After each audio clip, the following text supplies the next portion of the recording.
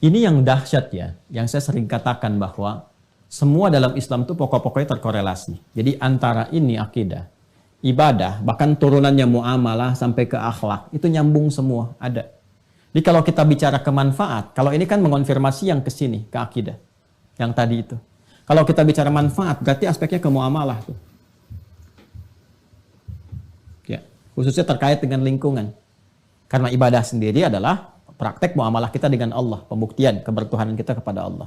Kalau sudah bicara ke sini, umumnya kan arahnya ke sini nih. Ya, dampak kepada kehidupan kita dalam berinteraksi dengan lingkungan, dengan manusia, dengan kehidupan dan sebagainya. Maka Allah langsung menjawab, Allah sendiri yang langsung menjawab. Satu, manfaat sholat itu pertama, bisa melatih pribadi kita menjadi lebih baik. Menjadikan seseorang insan beriman menjadi baik.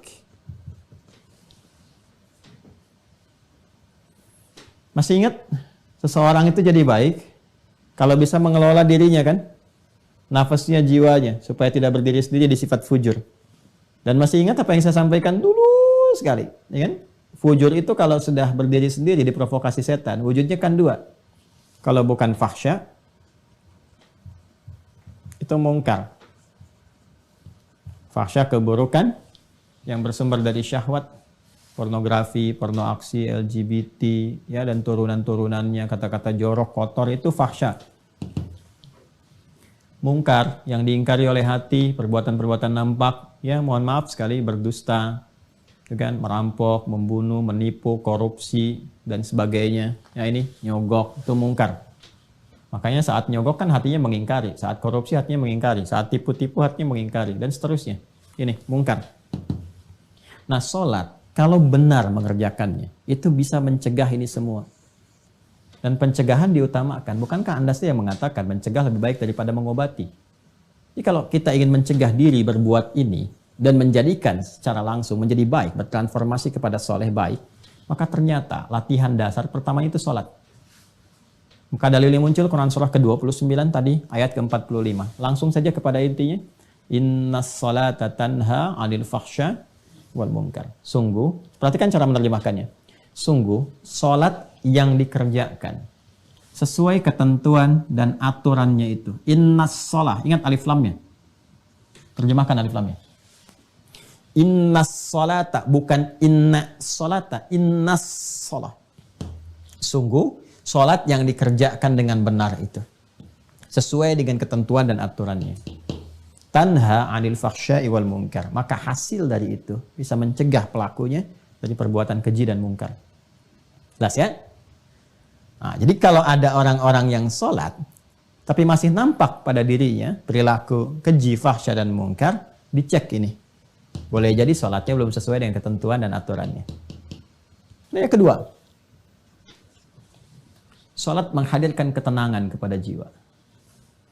Lebih tenang. Orang sholat itu tenang bawaan jiwanya. Dan jiwa yang tenang melahirkan pikiran yang cemerlang. Jiwa yang tenang melahirkan perilaku yang menawan. Jiwa yang tenang melahirkan segala ide-ide yang penuh dengan kebaikan dan kemuliaan. Sedangkan di Quran surah ke-13 ayat ke-28, sumber ketenangan itu zikir. Ala bidzikrillahi tatma'innul qulub. Yakinkan pada jiwamu bahwa dengan berzikir kepada Allah itu hati cenderung menjadi tenang. Zikir itu banyak. Baca Quran, zikir. Karena Qurannya disebut zikir. Quran surah ke-15 ayat 9. Inna nahnu nazzalna dzikra wa inna lahu lahafidun. Karena itu orang-orang yang cenderung rajin baca Quran, cenderung menenangkan. Doa itu zikir. Quran surah ke-7 ayat 205. Wadhkur rabbaka fi nafsika tadarruan wa khifatan wa duna jahri minal qaul. Makanya doa cenderung menenangkan. Kemudian apa lagi? Kalimat thayyibah, astaghfirullah, alhamdulillah, Allahu akbar, subhanallah, itu bagian dari zikir.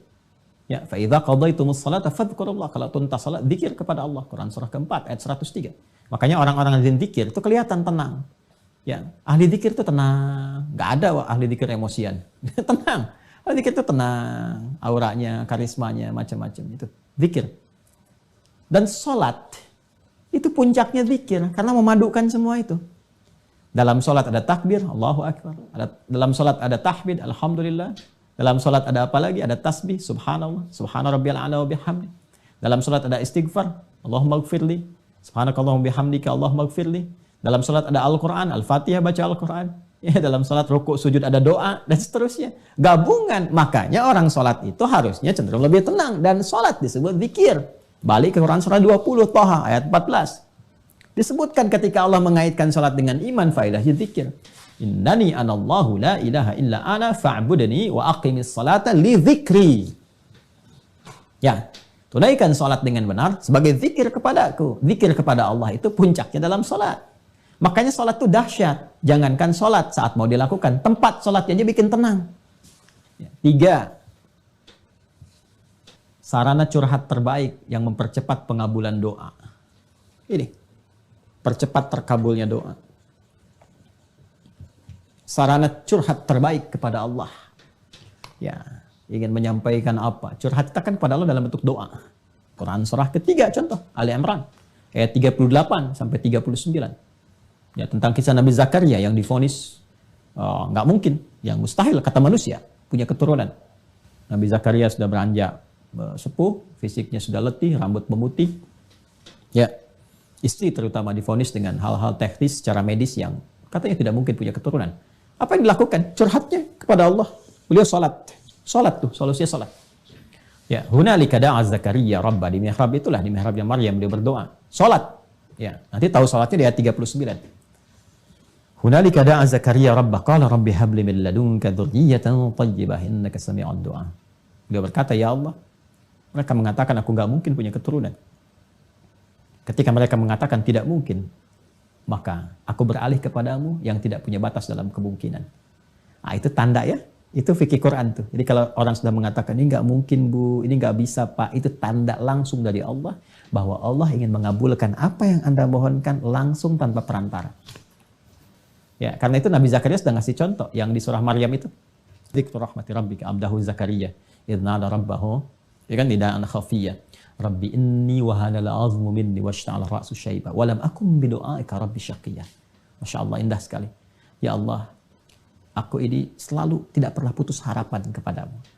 Aku selalu berdoa, dari rambutku masih menghitam sampai memutih, fisik letih, tapi aku gak pernah putus dalam memohon rahmatmu, berharap kepadamu. Itu. Apa? Minta keturunan. Puncaknya dimohonkan tuh di mihrab itu dalam salat.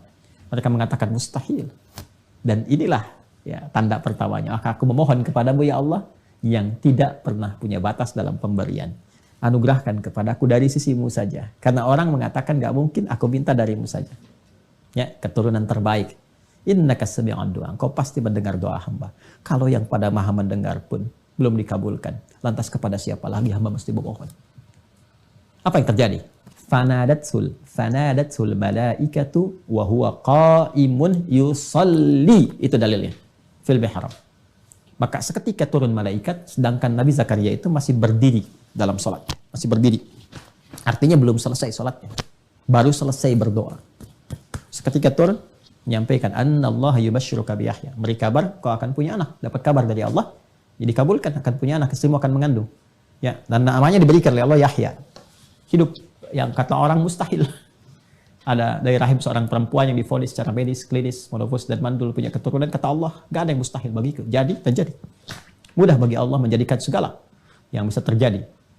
Salat mempercepat hadirnya kesuksesan dan kebahagiaan. Ya. Kita gabungkan 4 dan 5, mempercepat kesuksesan dan menghadirkan kebahagiaan. Sukses dan bahagia. Ya, komplit tuh 5. Salatnya 5 waktu, 5 faidah. Sukses dan bahagia. Kalau kita gabungkan sukses bahagia ini, namanya falah. Singkatnya begitu. Falah. Falah itu sukses dan bahagia. Quran surah ke-23 ayat 1 dan 2. Qad aflaha al-mu'minun. Saya lagi ke sini, orang beriman. Ya, Quran surah 23 al-mu'minun ayat 1 dan 2. Qad aflaha al-mu'minun. Orang beriman, kalau benar-benar iman melekat pada dirinya, identitas berimannya bagus, diimplementasikan imannya dengan ibadah yang benar, pasti menggenggam kesuksesan dan kebahagiaan. Apa ciri pertamanya? Alladzina hum fi salatihim khashi'un. Ternyata pengantar pada kebahagiaan, kesuksesan itu salat. Ya. Dan ini yang paling diharapkan oleh manusia. Ya, tingkat tertingginya itu kan ini, iman. Jadi tingkat tertinggi insan beriman itu, pokoknya terserah. Yang penting saya sholat itu karena Allah perintahkan. Itu aja. Karena saya beriman, saya sholat. Ya, tapi kan tadi saya katakan, ada yang ciri khas anak-anak, ada yang orang dewasa matang dengan kedewasaan dan akalnya, ada yang dewasa kekanak-kanakan, masih nanya juga dan sebagainya. Ya, maka butuh motivasi. Apa di antara motivasi yang terkuatnya ini? Sukses, bahagia. Sukses, bahagia. Nah, diperdengarkan 5 kali dalam sehari. Ini bahagianya dunia akhirat. Suksesnya dunia akhirat. Ya, Quran surah 23 Al-Mu'minun ayat 1 dan 2. Qad aflahal mu'minun. Orang beriman, kalau benar-benar iman melekat pada dirinya, identitas berimannya bagus, diimplementasikan imannya dengan ibadah yang benar, pasti menggenggam kesuksesan dan kebahagiaan. Apa ciri pertamanya? Alladzina hum fi salatihim khasyi'un. Ternyata pengantar pada kebahagiaan, kesuksesan itu salat.